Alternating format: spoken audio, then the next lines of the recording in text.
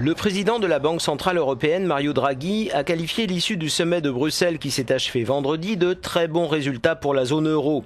Les dirigeants des 27 se sont mis d'accord sur un certain nombre de mesures visant à renforcer la discipline budgétaire. Cela dit, le résultat de cette énième réunion, c'est aussi qu'elle débouche sur un accord intergouvernemental auquel ne souscrira pas le Royaume-Uni. Le Premier ministre britannique David Cameron a en effet exigé une dérogation pour le secteur financier de Londres, la City, faute de quoi il mettrait son veto au nouveau traité européen. Une demande jugée inacceptable par ses partenaires, en particulier par le président français Nicolas Sarkozy.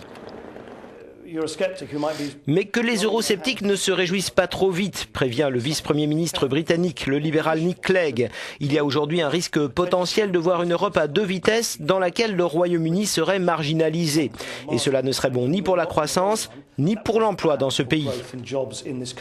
Une position qui illustre l'équilibre fragile au sein de la coalition au pouvoir au Royaume-Uni sur le sujet européen.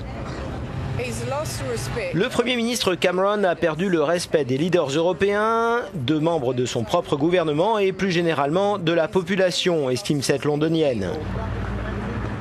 Je trouve que c'est une décision populaire, pense au contraire cette femme. La question étant toutefois de savoir s'il l'a prise pour le bénéfice du pays ou pour sa propre popularité. Arrière-pensée ou pas, le résultat est qu'aujourd'hui, l'Union à 27 pourrait avoir pour de bon éclaté.